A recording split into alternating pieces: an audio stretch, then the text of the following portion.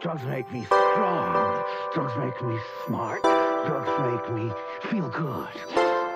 Drugs make me cool.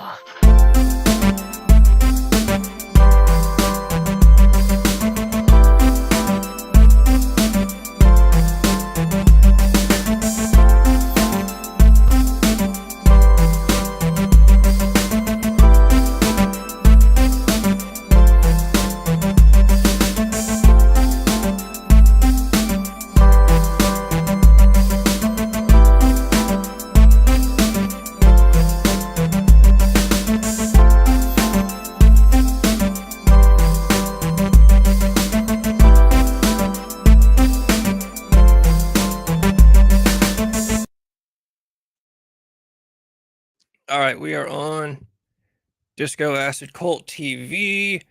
We're a little bit later than usual, and it's just me tonight. Protomax is not here. I think he said he has finals. I think that's what it was. So, just me tonight. Also going to be on Wednesday this week. Also, not sure if we'll have our Wednesday night co host Johnny back.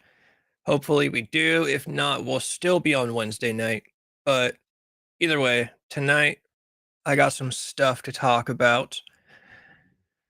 Some stuff that I'm a little late to. Stuff that came out last week, but I was not home last week. I was at my mom's for Thanksgiving pretty much all week. That's a good time, always a good time. She made macaroni and cheese. That's what matters. That's what really matters. Of course, I'm not streaming when there's Thanksgiving macaroni and cheese to be eaten. I drank a lot of caffeine, which is nothing new, actually. I'm not going to act like that was a rare occasion that I drank a lot of caffeine throughout the week. But I'm still drinking caffeine. So what are you going to do?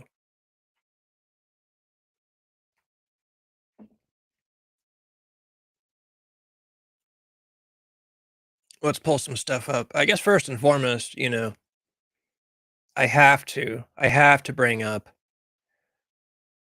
I don't even think I actually have it saved on my Twitter. I'll just have to look this up. Billboard, Billboard Music last week released a list of what they called the 50 best rock bands.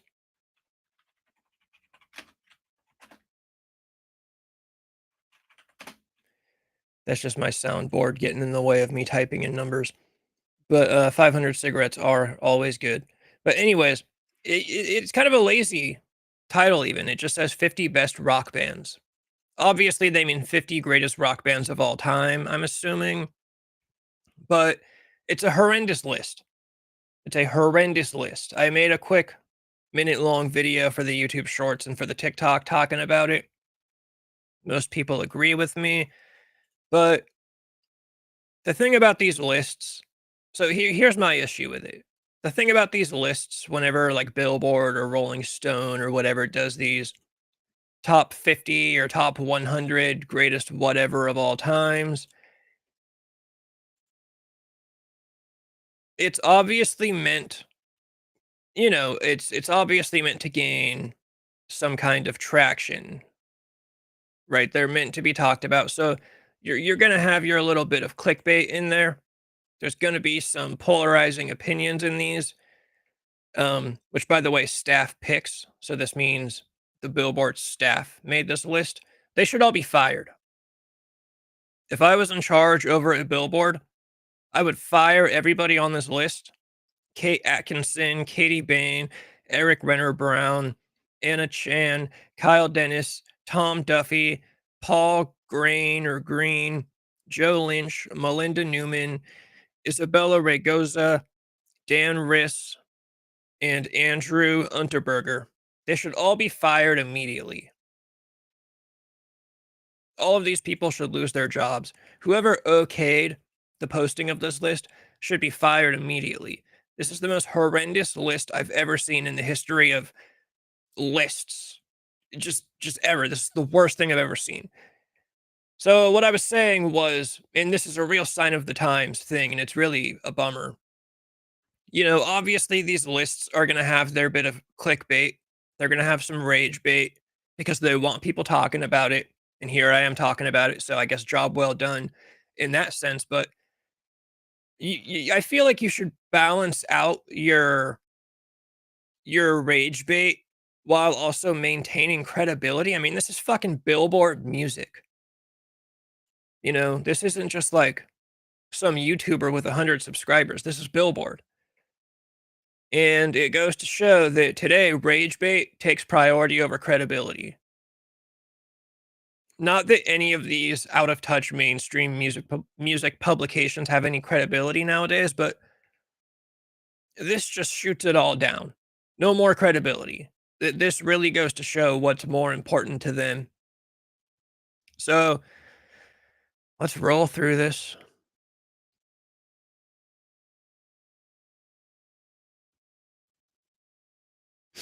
Number 50, you got Red Hot Chili Peppers.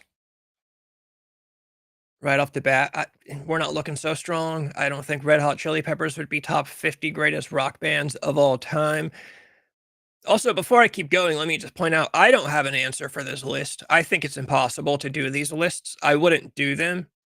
If I worked for one of these music publications, I wouldn't do top anythings of all time. You also got to wonder what is their like what are the requirements? Are you talking about, like album sales? Are you talking about reputations? Are you talking about influence? Are you talking about just music? You just like more of a certain band's songs more than the others? I don't know. It's an impossible task, but somehow Billboard made it worse than you could ever imagine. Red Hot Chili Peppers 50, no.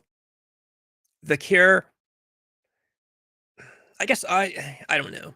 To me, The Cure, they're just putting it as rock bands, and we're gonna run into this issue a lot. Even the number one spot on this list, I have a little bit of an issue with because when you say rock bands, there's a lot of subgenres under rock. So like The Cure as a rock band, I mean, I'm not denying that they do fall under the umbrella of rock, like in general, but they're really more of one of those. I mean, they're a pop band. They're one of those goth pop bands, which I love, by the way. I love The Cure. Don't get me wrong.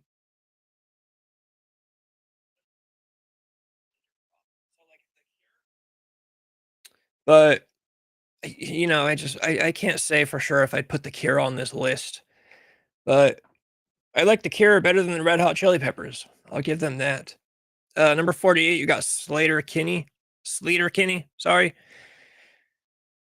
No.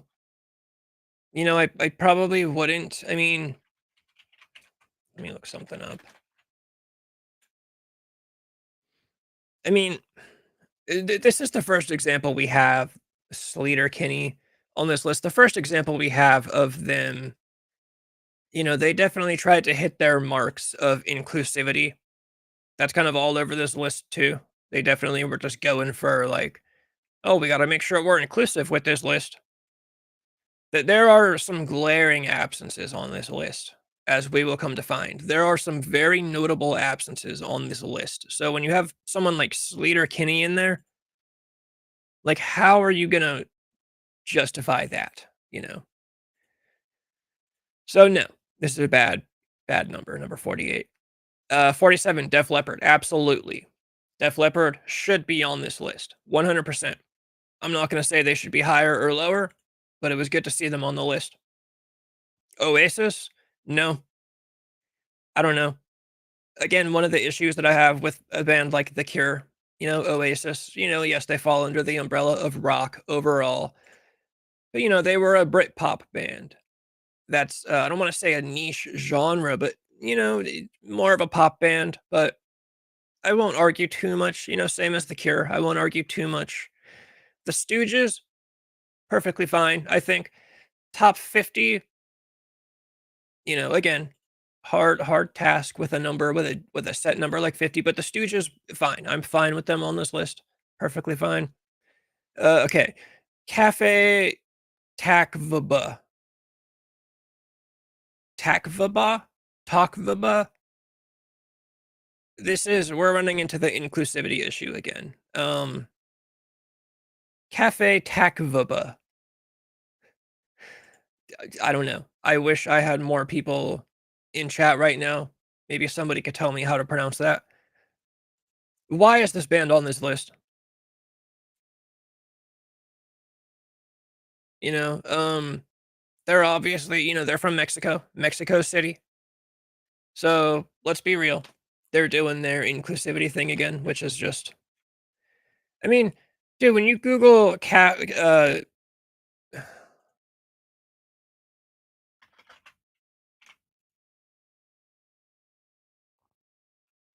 yeah, I don't know. They did an MTV Unplugged, so that's fine. But no, this is terrible. To me, this is a terrible entry on this list. Cafe Takvaba should be nowhere near this list. Okay, no doubt. Top 50? I don't know. Maybe top 100, but top 50? Yeah. Earth, Wind, and Fire. I thought this was a bit of a weird entry. I like Earth, Wind, and Fire. Don't get me wrong. I do like me some Earth, Wind, and Fire. But a rock band? You're getting into the subgenre stuff again. I don't know if they fit on this list. The band. That's probably fine with me. Maybe I'd drop it down to top 100, but I do love the band. I've always hated the band name, I can't lie. Just calling yourself the band, I think is like one of the worst ideas of all time. But, they of course are legendary, if nothing else for their song in Easy Rider. I mean, that alone to me wins them a spot in at least the top 100. But okay, fine. Top 50, the band. Blondie. No, probably not top 50. My mom loves Blondie, but I probably wouldn't put them in the top 50. Again, they're more of a pop thing. And we get a lot of that. Again, that's going to come up a lot on this list. Bands that I might say, top 50 or top 100 pop bands, fine, but top 50 rock bands, I don't know. Green Day. I don't like Green Day. When I was in middle school, I loved Green Day. When I was in middle school, American Idiot was probably one of my favorite albums for a long time. I loved Green Day when I was a kid. Nowadays, no. I don't really like Green Day. They've got a handful of songs that I still do like. I can listen to them pretty much anytime. They've got their tracks. Top 50, maybe that's fine. Maybe that's fine. I don't know about 39. Maybe even drop them down to top 100. But I can't complain too much about Green Day. Green Day is one of those bands that whether you like them or not, I think you have to give them their due credit. So fine. That's fine. I can be objective about things like that. Santana, also fine. I think that's also fine. Again, iconic guitarist. He is a guitar god.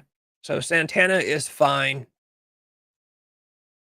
The thing that's funny about Santana's inclusion is there's a glaring absence on this list that we will get to once we finish, and the fact that they have Santana but not this other artist is completely ridiculous. Thin Lizzy, I mean, literally just for boys are back in town. That's fine. That's fine. I'm fine with Thin Lizzy on this list. The Ramones, I do like the Ramones. I know a couple of shows ago I talked about how I hate punk and I hate punk music, but I do love the Ramones. I do love me some Ramones. So this is fine with me. Also a good entry. The Eagles. I know it's Eagles and I know it's Ramones, but I gotta put the in front of it. I fucking love the Eagles. So 100%. I might even bump them up. I love the Eagles. Absolutely love the Eagles. I think they're one of the best bands to come out of the 70s. 100%. One of the greatest bands to come out of the 70s. Perfect blend of country and rock. I fucking love the Eagles. My grandpa's also a big Eagles fan, so I gotta thank him for that. 100%. The Eagles, perfect on this list. Like I said, I'd probably bump them up. I'd put them up higher, I think. Nine Inch Nails. Uh, my mom likes early Nine Inch Nails. She loves their first album. Maybe top 100. Maybe I'd say you drop it down to top 100. But I can't complain too much about them being on this list, I guess. They are kind of one of those, I don't want to say another like niche genre, but you know, maybe if you had some more subgenres or another list with the subgenre that they're in, the kind of industrial thing, whatever. I don't know. Nine Inch Nails are cool. I'm fine with them on this list. Certainly not higher up than the Eagles, though. I will point that out. Nine Inch Nails should be nowhere in front of the Eagles when it comes to top rock bands of all time. That is a crazy take to put Nine Inch Nails above the fucking Eagles, the band that gave us Hotel California. What are you talking about? But on the list overall, whatever, that's fine. The White Stripes, no. Top 100 maybe, but no. Especially considering I don't think the Strokes are on this list.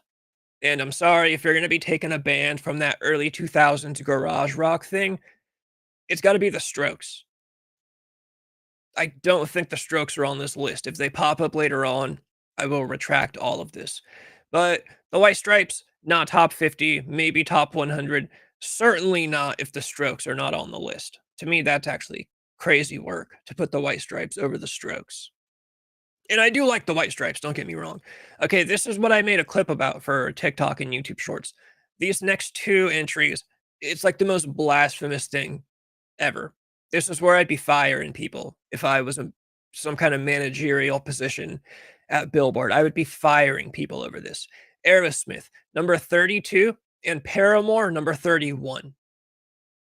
The most ridiculous thing I've ever seen.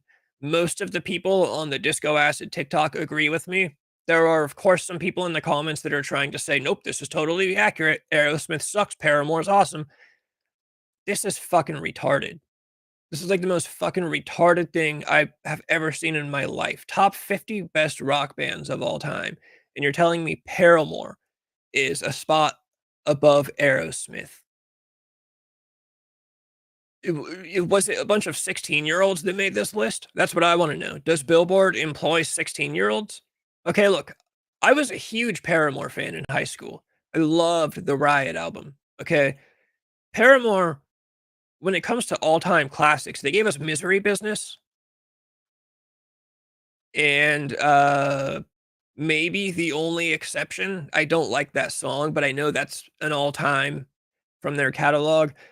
They've got other great songs that I really love, but we're talking all-time classics. Okay, they gave us Misery Business. That's what you get. One of my favorite songs. It's not an all-time classic. Crush, Crush, Crush, great song. It's not an all-time classic. You've got their later stuff like Still Into You, really good song. It's not an all-time classic. Misery Business is their all-time classic. Okay, that is Paramore's one like all-time classic track.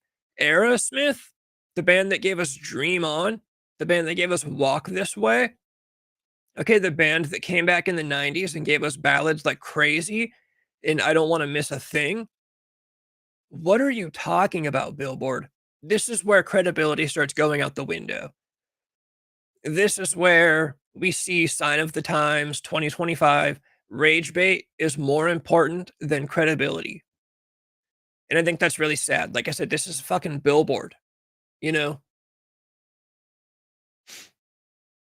This is Billboard music trying to tell you that in the grand scheme of rock music, in the entire history of rock and roll, every band, this is Billboard fucking music trying to tell you that Paramore is a better band than Aerosmith. Paramore hasn't even been around long enough to compete with a band like Aerosmith on this list. Haley Williams has not even been alive long enough to be ahead of Aerosmith on this list. I honestly don't even think I'd put Paramore in a top 100 list of best rock bands of all time. And like I said, I was a big Paramore fan in high school. I might talk about Haley Williams a little bit later on this show because she's just a one-man cringe factory at this point in her career. We'll get to that later. But to me, this is, this is straight up blasphemy. This is like a fireable offense. Like I said, people at Billboard are getting fired over this. Hey, what's up, Fizz? No, it's all good. I appreciate you even stopping by after a late workday. I'm just crashing out over Billboard talking about Paramore being a better rock band than Aerosmith out of just every rock band in general. Just absolute insanity. The people that made this list have to be, like, in their early 20s, and it just goes to show you that today's generation, the kids of today do not respect, like, legacy and, they do not respect the people that came before. You saw it when Hulk Hogan died, all the people that because of Hulk Hogan's politics, all these kids on Instagram being like, "Oh, no one even likes Hulk Hogan. Who the fuck is Hulk Hogan? Oh, Hulk Hogan because of this and that." Literally the most famous person on planet Earth at one point in the mid '80s. It's the article from It to Gundam. Was it the one that you posted in the Discord about because it's Gundam, I'm assuming you're talking about that article you sent about Gundam's casting. I did not get to look at it, but I'll pull it up after this.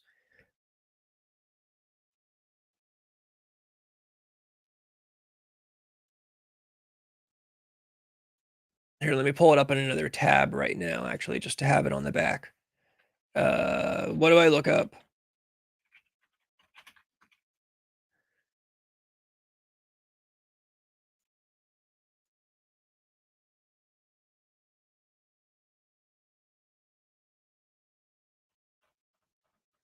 Yeah, I don't know how to find what you're describe more. Give me something to Google so I can find what you're talking about, Fizz.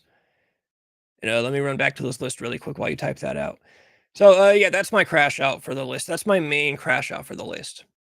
Them trying to tell us that Paramore is a better rock band than Aerosmith. Just honest insanity. What was I saying? Yeah, so how today's generation they don't respect the people that laid the groundwork. Like I said, you saw it with Hulk Hogan. You see it with Ted Nugent. Anytime you get into a comment section about Ted Nugent, because of his politics, the kids nowadays do not respect Ted Nugent. When it's like, whether you like him or not, you can't deny the legacy of Ted Nugent. Literally a guitar god, one of the guitar gods of all time. And you have kids on Facebook being like, "Oh, Ted who? Ted who? No one even likes Ted Nugent." Like, okay, so you're just saying that you have bad taste and no respect for legacy. That's what you're talking about. To me, that's what's going on here. To try to claim that Paramore is a better band in the history of rock and roll than Aerosmith, you just have no respect for legacy. That's what that comes down to. And that doesn't even it doesn't have anything to do with, like, politics or any of that. That's just kids being kids. Like I said, people on this list have to all be in their 20s. Fucking insanity. Next, we get Pearl Jam. I fucking hate Pearl Jam, but trying to be objective with rock and roll like I do, maybe top 100, in the top 50 rock bands of all time. I don't know. I don't think Alice in Chains is on this list. So to me, that's crazy. Even being objective, right? Even though I do hate Pearl Jam, I will put that to the side and say that Alice in Chains is 100% above Pearl Jam, I would say, in terms of legacy, just overall objective legacy. I don't know about Pearl Jam. Like I said, especially given that Alice in Chains is not on this list. Maybe drop them down to top 100 of all time, and I'm fine with it. But this high up on the list, not too sure. REM. I'm not a big REM fan, but again, maybe another case of drop them down to top 100 of all time. I understand their legacy, right? Again, I can respect things like that. They're not for me. I'm not a big fan, but I understand a lot of musicians cite REM as an influence. So I'll give them that. The Allman Brothers, absolutely. Absolutely. Allman Brothers. Everyone loves the Allman Brothers.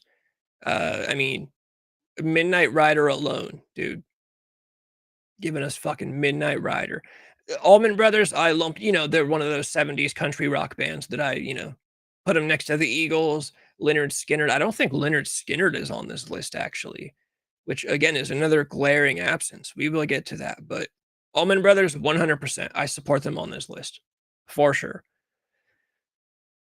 But again, maybe over Aerosmith too is also crazy. A lot of these bands being up higher than Aerosmith is absolute crazy work. I mean, Aerosmith is like maybe top 25 greatest rock bands of all time. Maybe it's absolute insanity from this point on, for the most part.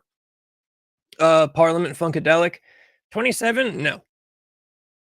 No. That's just me, though. I don't think they should be number 27. Again, ahead of Aerosmith? No, no way. Pretenders? Um, no, not at 26. I don't think I would maybe not even have them on the list at all. Maybe not even have them on the top 100 listed at all. Okay, this is one of those fucking like, dude, come on.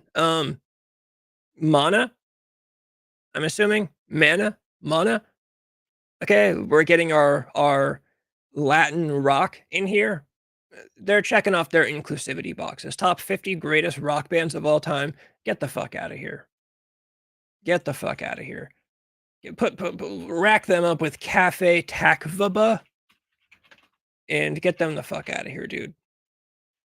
I mean, when you Google Mana, they come up as a pop band, first of all.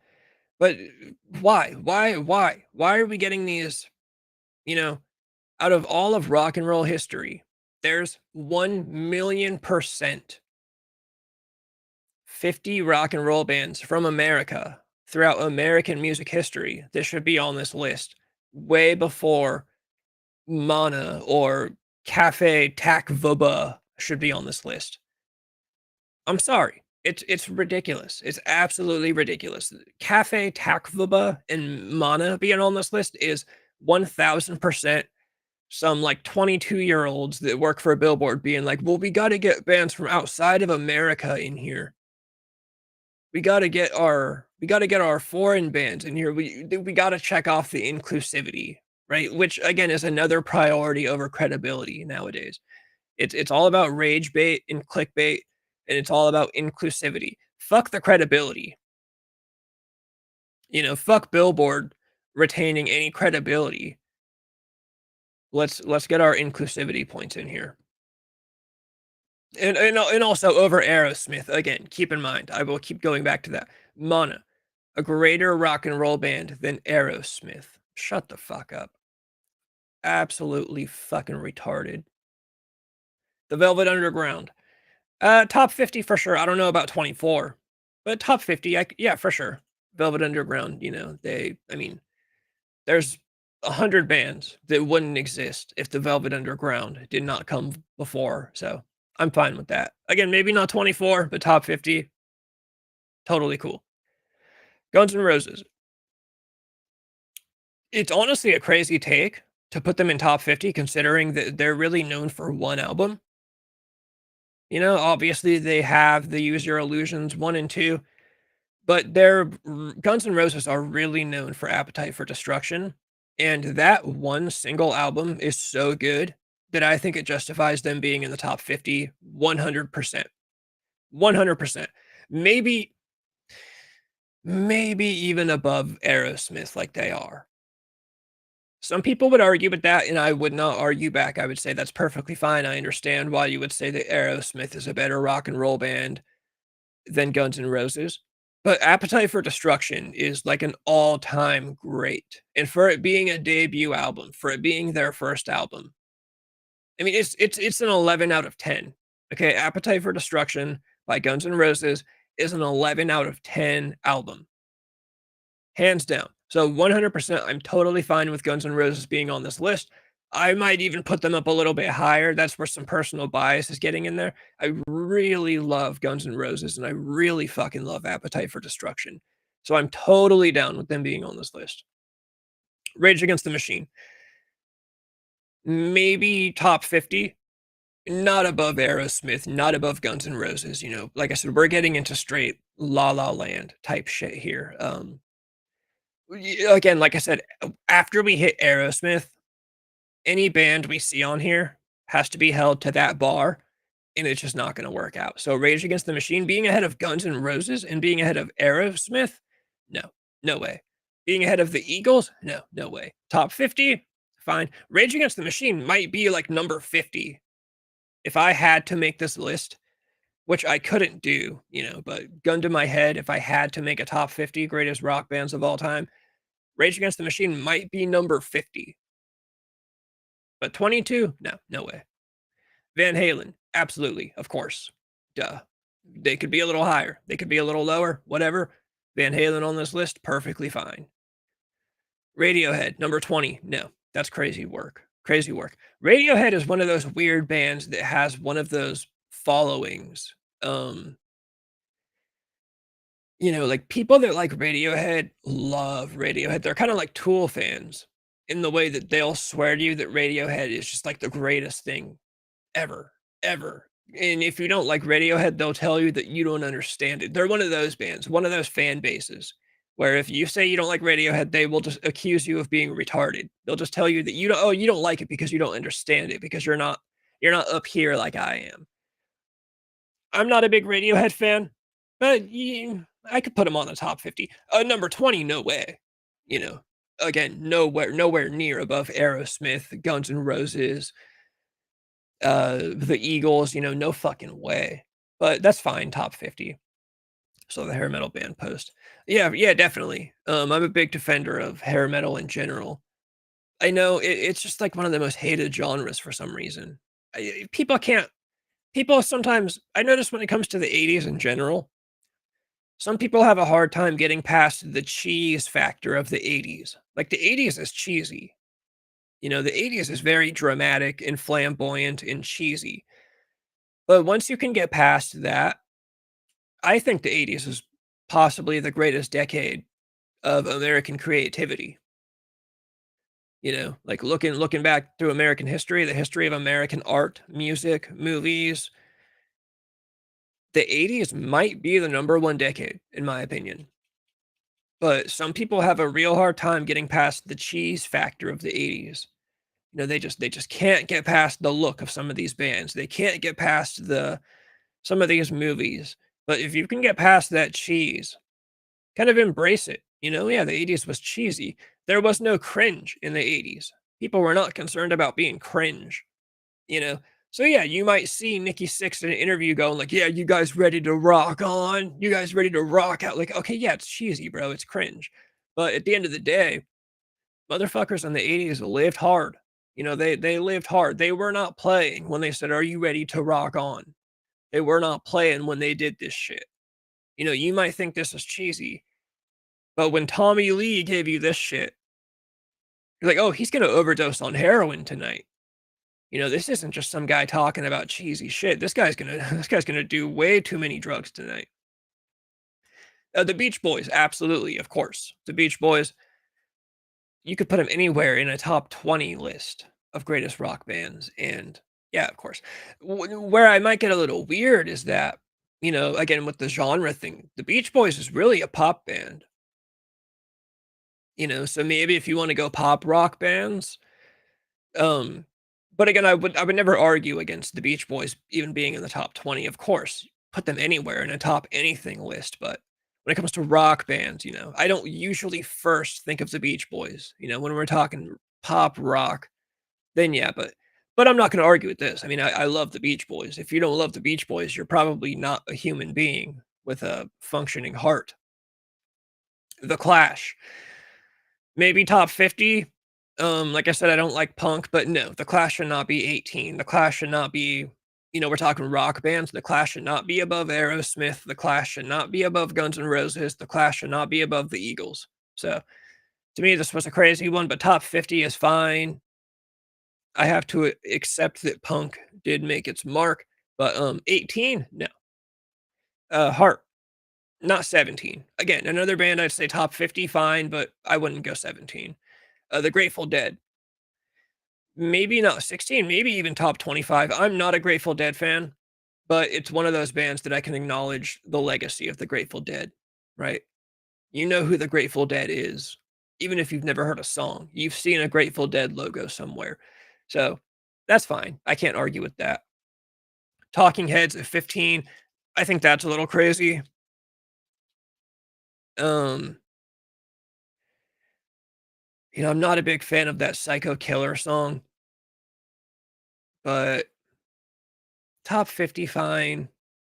15, no, probably not. CCR, yeah, yeah, for sure. Again, 14, maybe not, maybe I'd lower them down a little bit, but I couldn't argue with CCR. Heart was a great theme song for a hot TV show in the 80s. What show? What TV show in the 80s? I could either be blanking on it and it is super obvious, or I've never actually seen the show. AC/DC 100%. I might even put AC/DC in the top 10 rock bands of all time. AC/DC is like what you think of when somebody says rock and roll. Like Highway to Hell comes into my mind first. You know, AC/DC is the most pure rock and roll band of all time, maybe. AC/DC literally started the band and they said, like, oh, what music do we want to play? Well, we want to play rock and roll. Okay, well, what do we want to sing about? We want to sing about rock and roll. Like these guys, for those about to rock, these guys literally wrote songs about rock and roll. A long way to the top. If you want to rock and roll, like these guys clearly were obsessed and in love with the genre. So just, for their dedication, even aside from their music, like just for their dedication to rock and roll and carrying the torch, I'd put them in top 10 rock bands of all time. So I would disagree with number 13 because I'd say, dude, bump them up a little bit. We're talking greatest rock bands of all time. Dude, AC/DC top 10 for sure. Psycho Killer is not their best song, but you know who I want to talk about. Oh, yeah. Who do you want to talk about? Let me finish this list. Type your shit in. Let me get it. But let me finish. We're almost done. Metallica. Absolutely. I love Metallica. I fucking love Metallica. I'll bring up one of the glaring absences. Megadeth is not on this list. And I think that's crazy. Have a top 50 rock bands of all time, not have Megadeth. You might not like Megadeth. You might argue they should be in the 40s. Whatever. That's fine. But Megadeth should 100% be on this list. Especially considering we got 2 fucking bands from Mexico and there's no Megadeth. We will get to more of the glaring absences soon.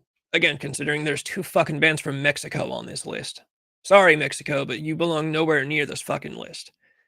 But, we got to be inclusive. We got to get our non-American bands in there because it's fucking 2025. Oh, fuck off. I fucking hate everything. Metallica, for sure. They could even be top 10, and I'd be fine with that. The Who. I'm not a big fan of The Who, but again, I completely understand the legacy. So I'm fine with The Who being here. Even at number 11, I'm probably fine with that. Me personally, I'd probably lower them a little bit, but I won't argue with anyone who puts them at number 11. Nirvana, number 10. My personal bias is going to get involved here. I have loved Nirvana like obsessively since my early 20s. And nowadays, I'm kind of a pussy. I don't listen to Nirvana a lot because they remind me of an ex-girlfriend that I'm still uh like retardedly in love with and probably always will be. But so now Nirvana reminds me of this girl. But Nirvana, absolutely. Absolutely. Even with my personal bias, I might not say top 10, but even like top 15 for sure. You could put Nirvana like in number 5 and like my personal bias would get in the way and say 100% absolutely. But overall no problems here. Nirvana 1000% belongs on this list at least. Black Sabbath number 9, no complaints from me. Black Sabbath, you could bump them up, you could lower them. Well, no, I don't think you could lower them. But in the top 10, of course, Black Sabbath belongs here. Sly and the Family Stone at number 8. This one I'm not so sure about. Top 50, fine. But at number 8, maybe I'm just missing something. But yeah, I don't know. I don't know about Sly and the Family Stone at number 8. Have no problems with them being on this list, but number 8, somebody would have to convince me. U2 at number 7. Get the fuck out of here, dude. Top 50 rock bands of all time, and you put U2 at number 7. I cannot put my personal bias aside from this. I fucking despise U2, and everybody remembers when U2 forced their album onto our phones. Just for that alone, they should be nowhere near number 7. Okay, you want to talk about being the opposite of rock and roll, right? Putting your music, teaming up with Apple to force your album onto people's iPhones is the most anti-rock and roll thing I've ever heard. And now you wanna put U2 at number 7 on a top 50 greatest rock bands of all time list. Get the fuck out of here. I fucking hate U2. What a stupid fucking band name. "Oh, let's call ourselves U2, and you know what? Let's spell it with the letter U." Fuck you guys. Fucking retarded motherfuckers. I hate this shit. I hate U2. Fleetwood Mac, number 6. 100% for sure. I love Fleetwood Mac. Absolutely, number 6, I'm totally fine with it. I think it's actually pretty cool. I don't think a lot of people would have expected them to be a number 6, but 100% Fleetwood Mac belongs on this list. I like this. I like this a lot. Number 5, Queen. Again, personal bias. I'm not a big Queen fan, actually. I really don't like Queen, but I understand and respect the legacy, so I'm fine with them being in the top 20. I wouldn't put them at number 5, but again, personal bias that I can't get rid of. But top 20, for sure. For sure, it's Queen. Pink Floyd, number 4. My old co-host, Mark, he's a big Pink Floyd guy, so he'd probably like this. Me at number 4, probably not, but again, I won't argue with it because I understand it's Pink Floyd. And I don't dislike Pink Floyd. I'm just not as big on them as their fans are. They're one of those bands too. Their fans are rabid. Number 3, Led Zeppelin. Absolutely. Led Zeppelin is top 5. Led Zeppelin to me is again right there with AC/DC, where when you say the words rock and roll, Led Zeppelin comes to mind. This is kind of where I get a little mixed up here because we're talking about the best rock bands of all time. Are we talking rock bands? Are we talking rock and roll? Because Led Zeppelin, to me, there's a case that Led Zeppelin is number 1. There is a case to be made that Led Zeppelin should be number 1 on a list of top greatest rock bands of all time. Number 2, we got the Rolling Stones. Who can disagree? Who can disagree with it? You know, Again, maybe a little subgenre mix up. Are we talking rock and roll? Are we talking just rock with all its subgenres underneath that big umbrella? But you can't argue with Rolling Stones. And number 1, we have the Beatles. And even with this, I get a little mixed up, and let me explain. I will always maintain that the Beatles is the greatest band of all time, objectively, whether you like their music or not, which I don't understand how you can't. If you say you don't like the Beatles, I'm convinced you just haven't heard the right songs. You just haven't found their songs that you like. But, anyways, there are some psychopaths out there that will say they don't like the Beatles. Even if you don't like their music, it's hard to argue that they're not the greatest band of all time, objectively. Like, there's a reason that you can find what John Lennon had for breakfast on, like, October 3rd, 1964. There's a reason they are the most documented band of all time, because they earned it and they deserve it. It's the fucking Beatles. Where I get a little mixed up, though, here is, again, we're talking best rock bands of all time. To me, the Beatles is a pop band. They're always or have always been more of a pop band to me. So putting them on the rock list, and I'm not gonna argue, of course they've got rock songs. And of course the Beatles have rock songs. I mean, they wrote fucking Helter Skelter. People debate that that song is like the first metal song of all time. So that's a hard one for me because, like I said, greatest band of all time overall objectively, but I think of them as a pop band. But I would never argue with them being a 1 on any list. Like, you can make a top 50, like, hip hop and rap list, and if you put the Beatles at number 1, I'd say that, "Okay, that's fine. I won't argue with that." So, the glaring absences on this list, again, keep in mind, we have 2 bands from Mexico. We have Paramore at number 31, and there's no Kiss on this list.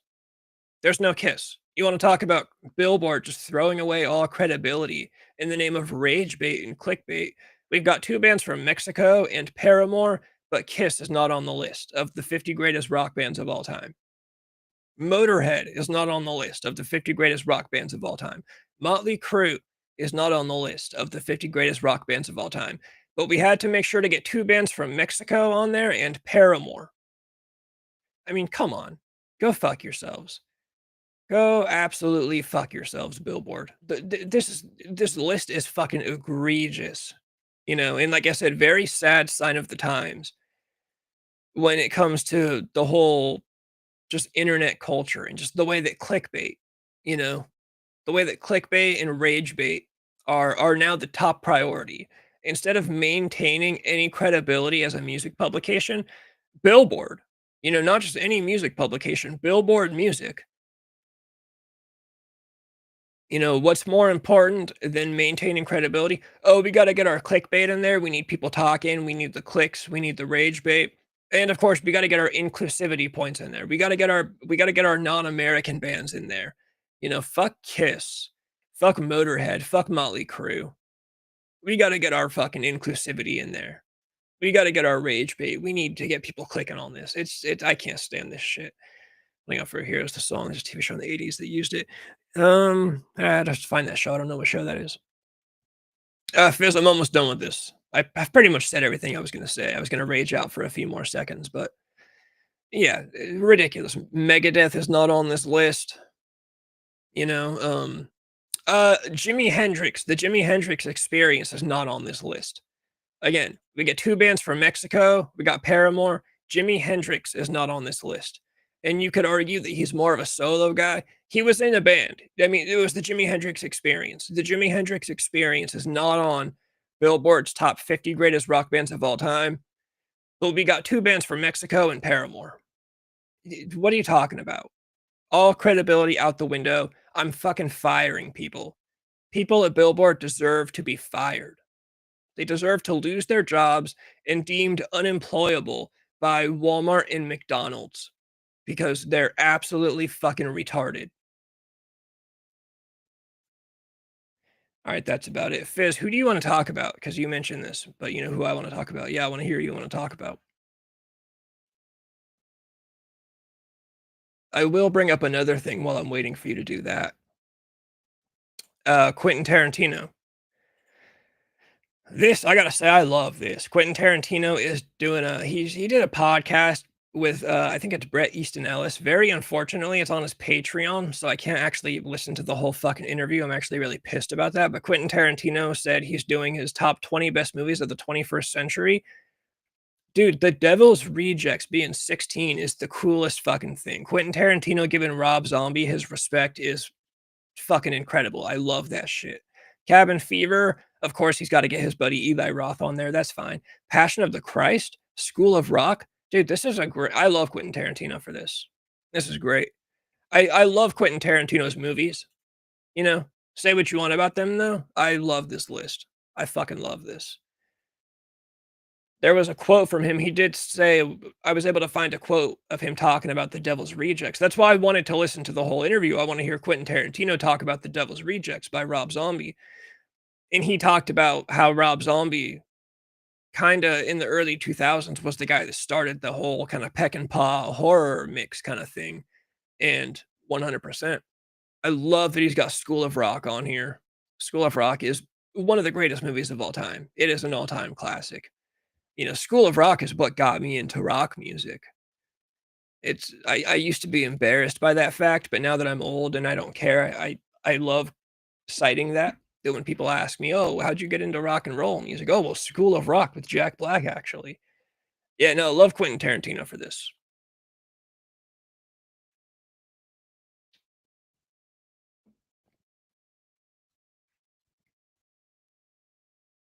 For all the hate that Rob Zombie gets for his writing, when it comes to The Devil's Rejects, I can't think of a better example of somebody getting you to side with the bad guys. I've talked about how in The Devil's Rejects, there's a rape scene. There's a full-blown rape scene. You watch Otis Driftwood rape a woman at gunpoint. And then, like, 15 or 20 minutes later, you're watching Otis argue with his family about getting ice cream. And you're kind of laughing along with them, having a good old time. And you've completely gotten about the fact that this guy just raped a woman at gunpoint. So I don't like to hear people talking about how Rob Zombie's writing is just awful, because it's not. Maybe you don't like how much cussing there is. Okay, whatever. Who else has gotten you to side with a character like Otis Driftwood like that?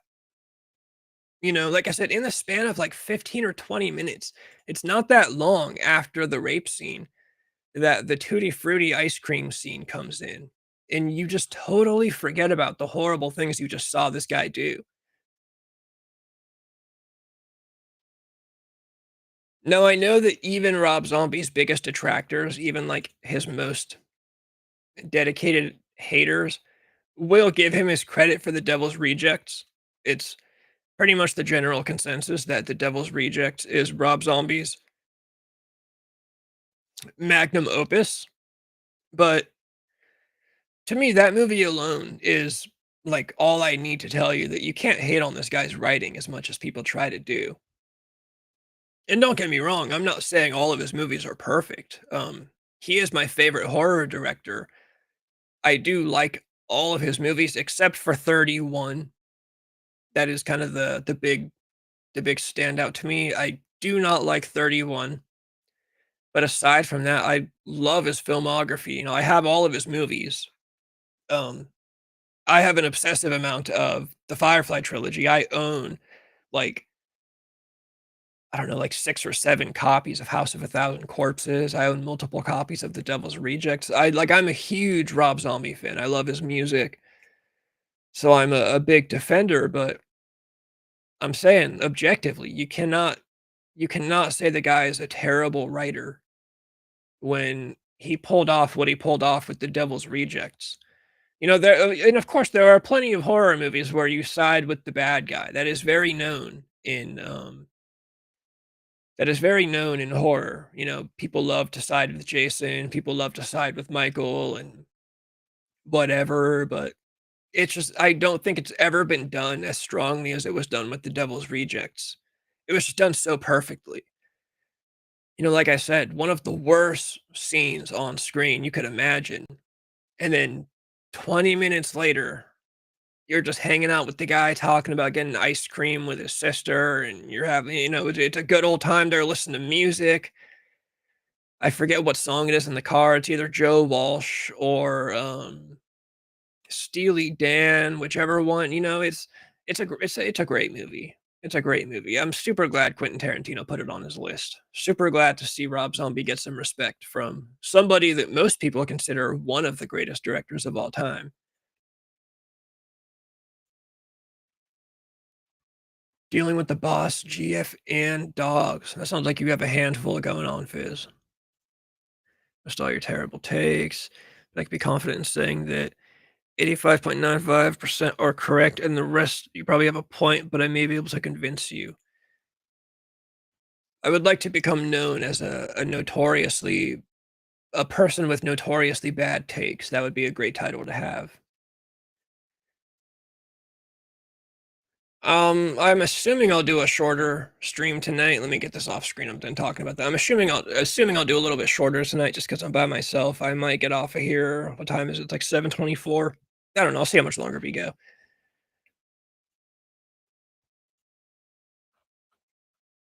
Fizz, again, if you wanted to mention anything, mention it. I was going to bring up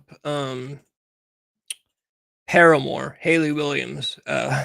She did some interview where she talked about it. Paramore shows. Haley Williams states in a new interview with Clash magazine that people should feel welcome at her upcoming tour and makes clear, quote, I don't want racists around, and I don't want sexist people around, and I don't want people there who think that trans people are a burden. I think, come on, just absolute cringe factory. First of all, I think you'd be hard pressed to find a racist or sexist Paramore fan. I don't think there's that many racist and sexist Paramore fans out there. I don't think there's a lot. The fact that Haley Williams herself is a woman and the singer of the band, I don't think there's a lot of misogynist dudes going to Paramore shows. I don't think she has anything to worry about there. And then when it comes to I don't want people at my shows that think that trans people are a burden. If people are there to watch Paramore, I don't think pronouns are really gonna come up. Like, I don't imagine people are in the audience watching Paramore and somebody's going, "Hey, hey, can you please respect my pronouns? I am a they, them," and then the other person's going, No, that's a burden. I don't wanna," like, that's not happening at shows. People are just watching your fucking band. Like, shut the fuck up. Fizz, Paramore is the band that Billboard says is a better rock band than Aerosmith. I mentioned this. I was a big Paramore fan in high school. They're a teeny bopper, they're a mall emo band from the early 2000s. They did that song "Misery Business." They had a song in the Twilight movie. I think they've won a Grammy. I'm not sure. I think they've won a Grammy. They were at least nominated. Haley Williams says, "I don't want 98.95% of the population." I'm just really tired of this. You see this way too much nowadays. Artists straight up coming out and saying, "We don't want certain people as fans." Even Kurt Cobain did it, and as much as I love Kurt Cobain was the guy that was like, "Oh, I don't want homophobes at our shows, don't come to our shows." And it's like, brother, I get that you don't wanna be known as somebody that has a bunch of, like, bad people for fans, but first of all, that's not happening. Like I said, racists and sexists are not getting into Paramore in the first place, but it's just like, at the end of the day, like, how arrogant are you to think that you can just tell people that they can or can't listen to your music or buy tickets and come to your shows? Like, I'm sorry, I just can't think of it any other way. You're a multimillionaire. You live in a fucking mansion. And now you get on interviews saying, "If you think this way, don't come to my shows." Brother, I'm gonna buy your fucking album whether you want me to or not. I'm like, sorry, that's the position you put yourself in. You can't have it both ways. You can't be a platinum selling artist and sell millions of records or aspire to sell millions of records and then come out and say, "Oh, by the way, if you have these certain opinions, don't buy my albums." Like, motherfucker, you know where we are? We're in America. I'm gonna go to the fucking store and buy your album. Fuck you. What are you talking about? And that's all on top of the fact that, like I said, I promise you, there are not a lot of sexist people listening to Paramore. Again, the fact that they have a chick singer, the fact that this is a female lead singer, and you're talking about how you don't want sexist fans. I think by definition, sexists wouldn't like your band because you have a woman for a singer. I don't think that would really appeal to them, so I don't think you need to worry about that. But yeah, I've just always hated the idea of these people that just they want to be successful musicians or they have become successful musicians and they think they have the power or the sway to just be like, "Oh, don't come to our shows, don't buy our albums." Like, who the fuck are you? Motherfucker, I'll say a racist slur right now. I'll get my ass onto Ticketmaster and I'll buy a fucking ticket for your show. And I'll go to it and nothing will happen. There will be no scene. Nothing will happen. You will never know that I was there. You will never know I'll say a racist slur while I'm in the audience at your show while you're playing. It just sounds stupid to just be like, "I don't want you coming to our shows and buying our albums." Time test audio only Discord. You can do it once you get the mansion. You get to keep your music. I think Elvis said that. Oh wait, no, he didn't. Yeah, no, of course. Once you get the mansion, you can keep your music, dude. It's I sometime this week I might test out audio on Discord on my setup here. I might do that on Discord sometime this week. If not next week, I'll find out. I'm gonna see Wednesday night. I mentioned earlier I don't know if Johnny's coming back on Wednesday or not. If he's not, I might do a Discord instead of a stream on YouTube. I'm not sure. I've been enjoying uploading things like shorts and TikTok, like minute long clips here and there. But oh yeah, speaking of which, the TikTok has been doing all right. It's been doing all right. TikTok likes it when you upload once a day. I've learned. All you got to do is upload once a day consistently on TikTok, and your views will go up for the most part. There are still some things they don't like.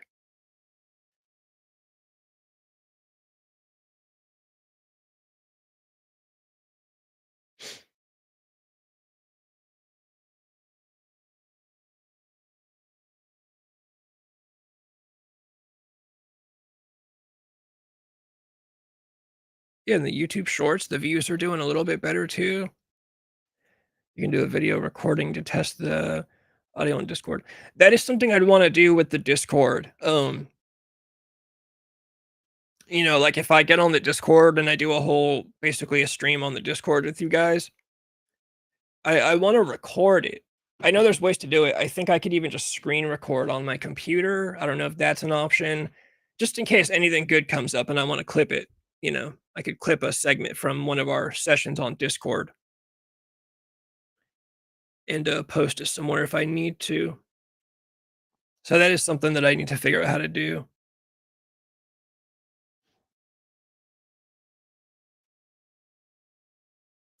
Fizz, I don't even use OBS. I'm not on OBS right now. I have OBS.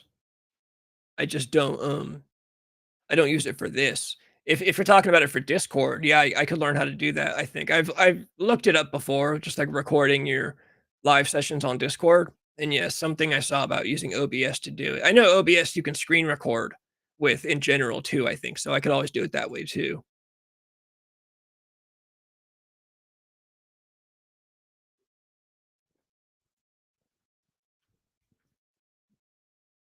Yeah, that is something we should do on the Discord actually when I hop on. Like I said, I'll probably hop on sometime this week. And then we can damn near troubleshoot, which basically would just mean teach me how to do this shit.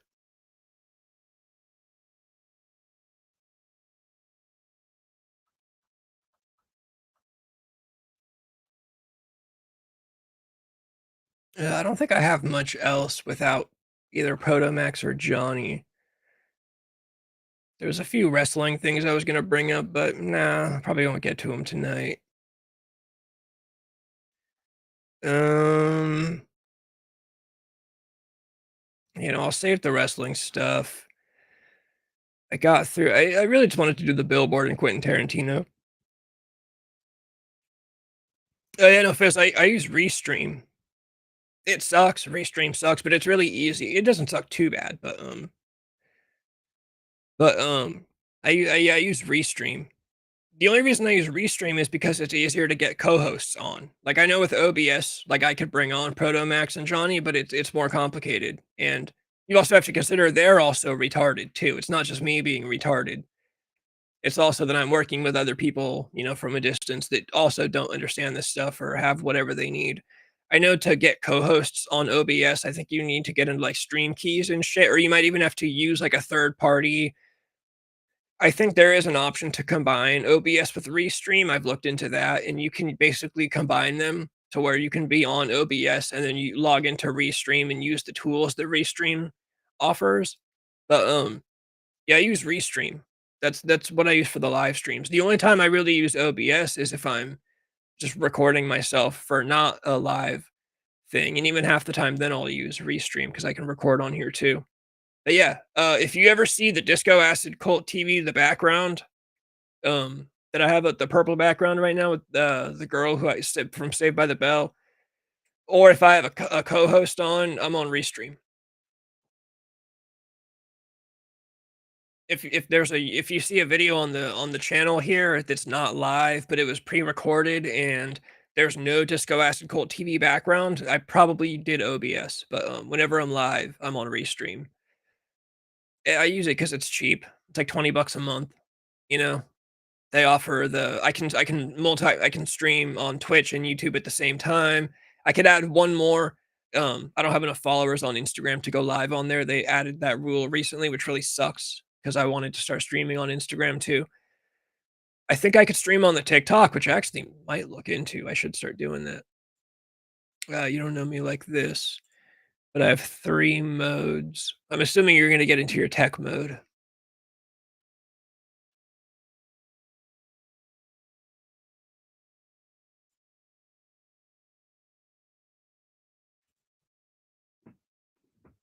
I don't know, I'm about to log into my TikTok right now. Yeah, I might actually I might start streaming on TikTok.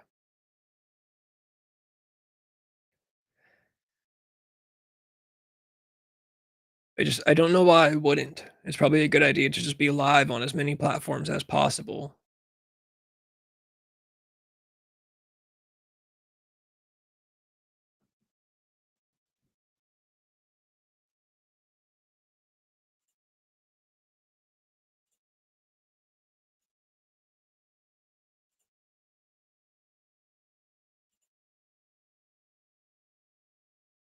Boss is calling me as being a degenerate worker.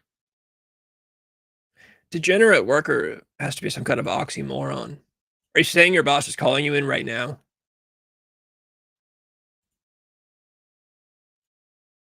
Because if that's the case, that would be a great excuse for me to get off of here. 'Cause like I said, I'm running a short stream tonight anyways. I just wanted to get through those 2 lists.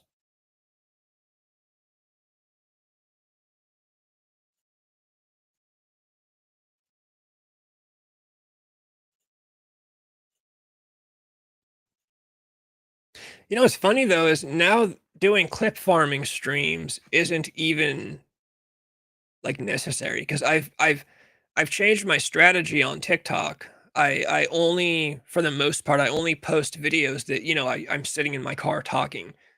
Because I recently learned, obviously, I feel stupid for not figuring this out, that TikTok pushes your content more if you recorded the video on TikTok and used TikTok's actual editing tools, as opposed to if I clip something from the live stream, like here, and then I post it on TikTok, they don't push it as much.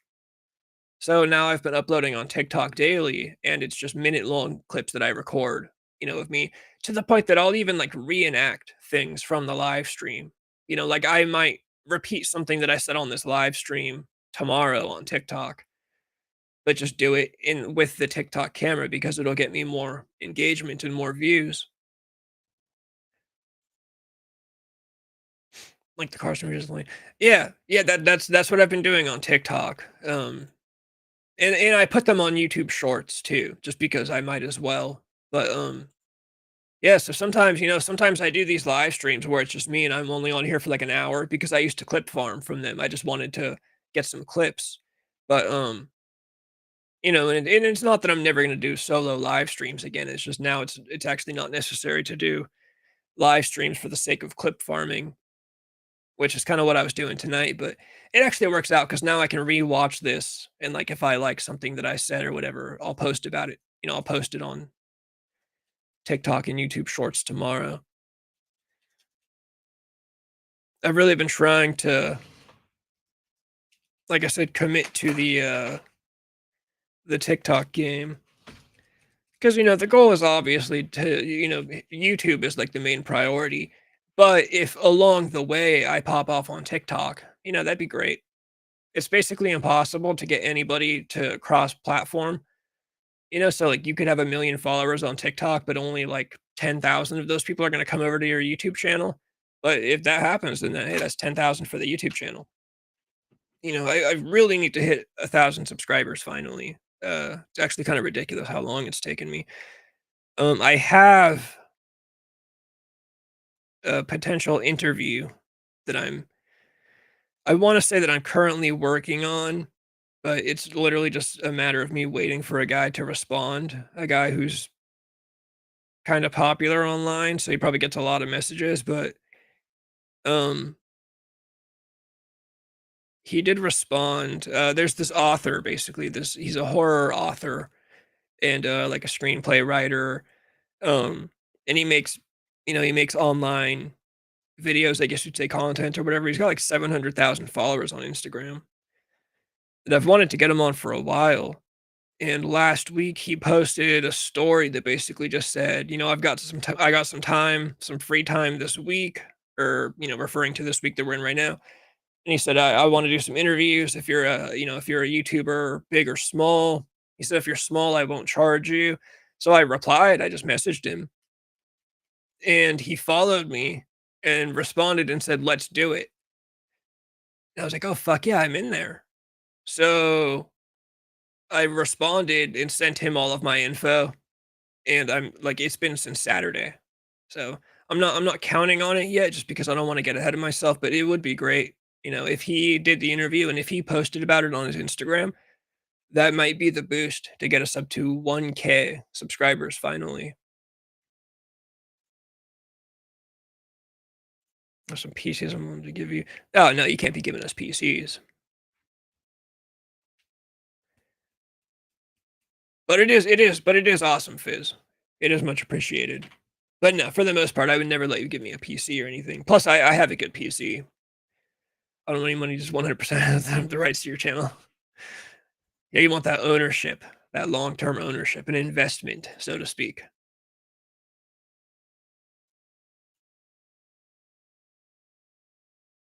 Yeah, no, sometime this week I'll have to get on Discord. I'll get on the Discord like I did last week, except it'll be here on the computer, and then yeah, we can go over whatever we got to go over. I think for the most part, I just want to try to like record the Discord sessions first. I don't need to switch over to OBS yet right now. Like eventually I should sit down and learn OBS. One, just because I have it, two, because it's free. But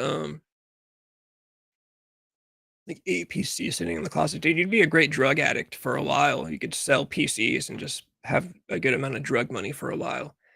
Usually stream PCs, ones used to broadcast. Realistically, you probably have nicer PCs than the one that I have. I don't even actually know the brand of mine. I have the box over there. I bought it. I didn't make it, but I bought it. It was $1,000. I got it from Best Buy for $1,000. But I don't need like a $3,000 PC because I don't game. I know for the most part when you get into fancy PCs, it's because you're a gaming streamer, so you gotta have the power to run your game and to run your stream at the same time. I don't have the game, so I only need to run the stream. So I thought, well, I'll cap my price at $1,000. I'll spend $1,000 on a PC, and it's done me really well so far. I like this computer. It's been awesome. I have liked having a computer. I hadn't had a computer for fucking years. You know,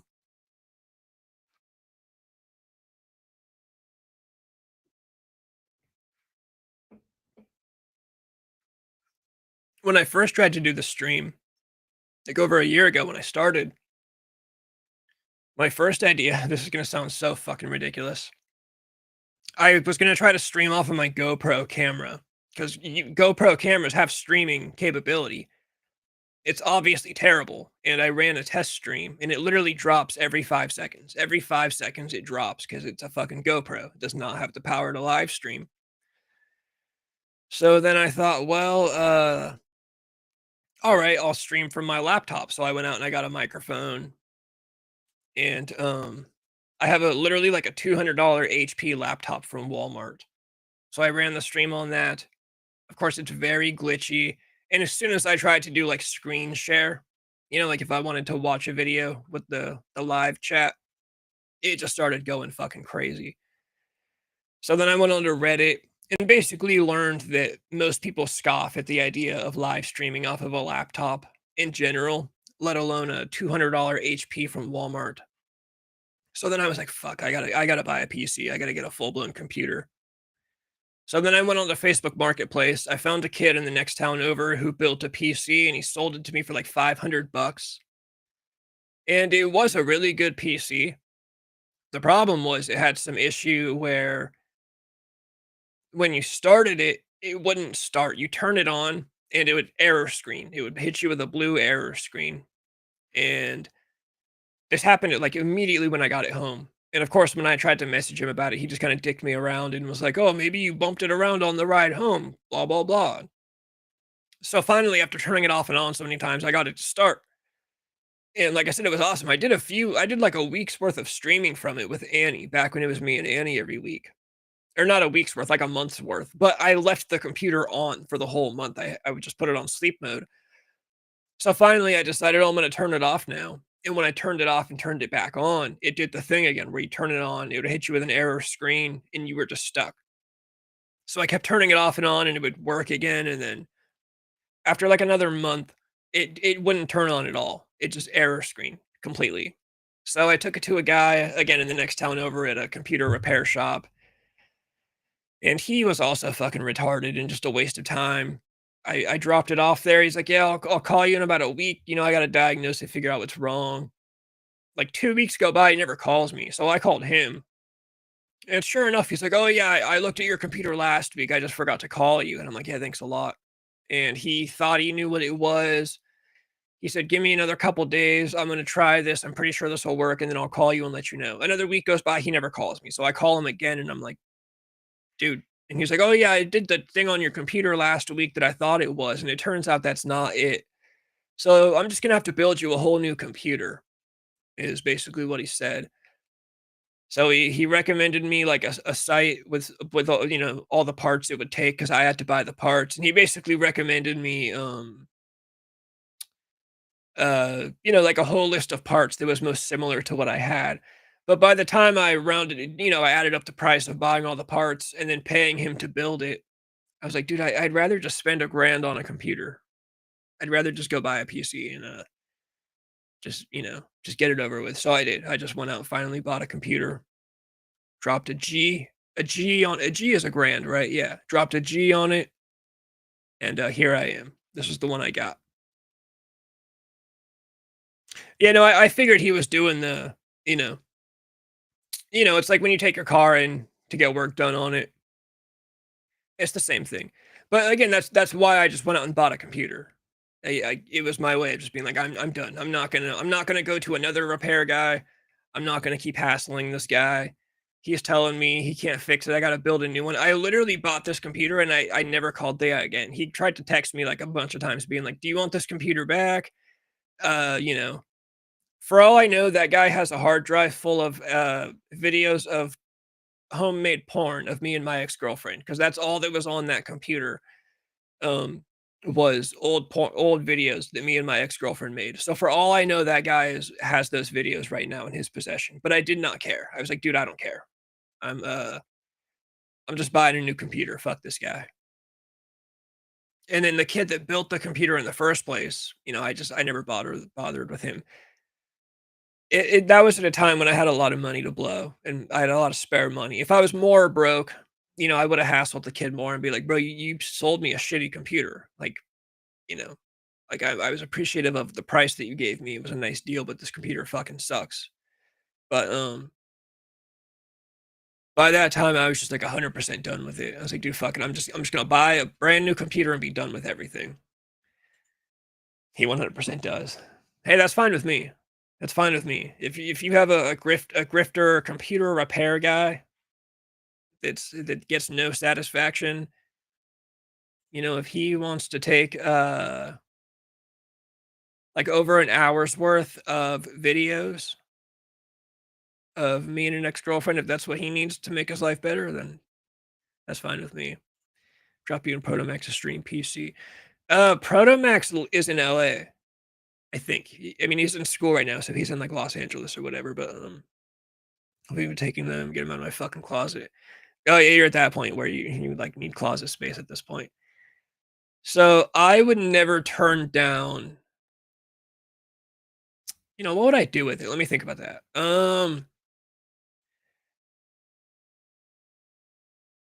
I could either use it, or when my mom goes up to, if I was gonna give it to Protomax, my mom, sometimes they drive up to visit him. I could send it with her. Actually, I will ask him, Fizz, I will actually ask him. If you are seriously just trying to get rid of a PC, I will ask him if he wants a PC. Let me ask him first, because I think he lives in a dorm or an apartment. So let me find out his like space situation or whatever, because he's streaming off a laptop right now, which has been fine. When I got him the microphone, the audio is the most important part of a live stream. But um, I would ask, yeah, let me ask him first, especially because he'd probably have to buy, he'd have to buy a camera. I would assume you probably have to buy a webcam, which I know you can get decent webcams. Like I use a shitty webcam for. It was cheap and it works. It's a 1080p webcam. I don't even stream in 1080p though. I stream in 720. But yeah, let me ask him real quick. He might even be able to, he could probably get a monitor or some shit from a buddy or something. So yeah, let me ask him before I just tell you that I'm going to take a PC off your hands. He might even be excited about it. He might be like, "Oh yeah, fuck yeah," for all I know.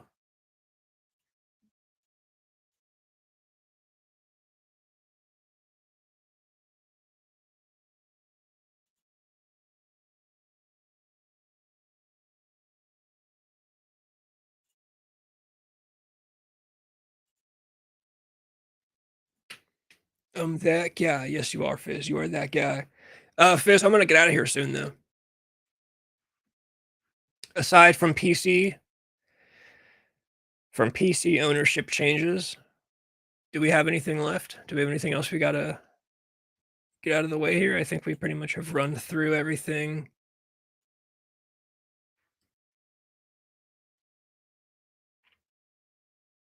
Check out monitors too, but if I'm sending a monitor to him, charging back on the shipping.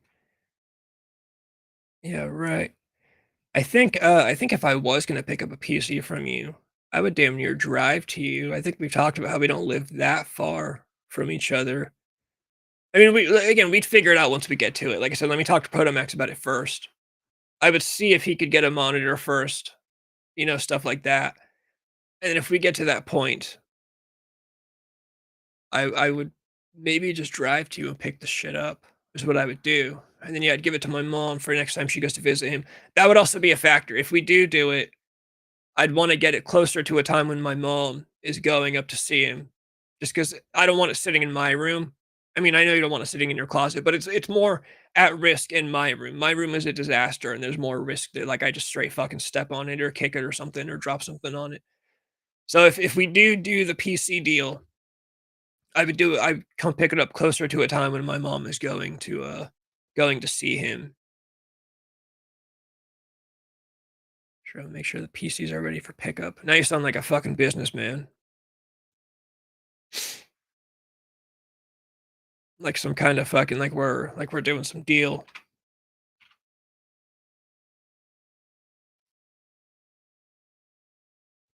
But all right, yeah, I am gonna get out of here. I'm gonna outro. I'm gonna hit the outro. I'm gonna blow out some eardrums. I'll talk to you in the Discord, Fizz. I'm sure. Like I said, I'll try to get on later this week. Do an actual Discord gig. Hopefully, we can get shit piss in there too. But for tonight, you know what time it is?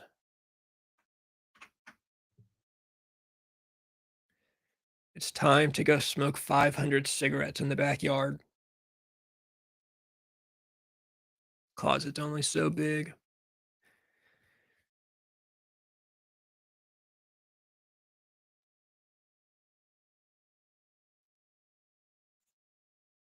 Just DM me. Yeah, that's what I'd do. That's what I would do. When we get to the PC business, I would DM you on the Discord. But before that, before we even get to that, I'm just saying, I'll be on Discord this week. I'll talk to you there, just generally and whatnot.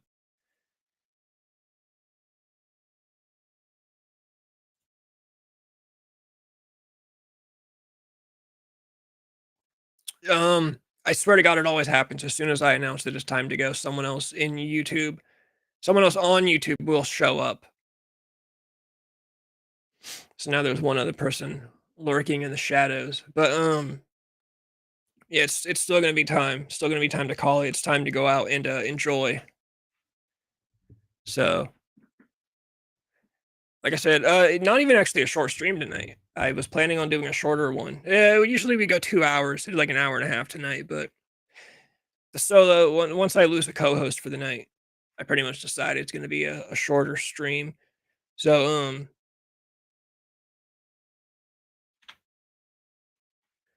it's time to call it, time to blow out some eardrums. Time to destroy some speakers with the outro that I've been informed is too loud. So, Fizz, thanks for hanging out. It was just you tonight. Always a good time. Whoever's lurking in the shadows, stay for the outro. It's a great song.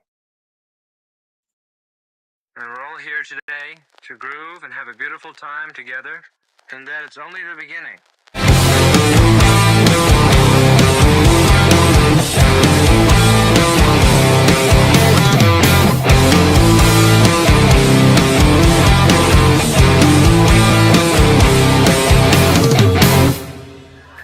Sometimes I think I'm drunk and then I realize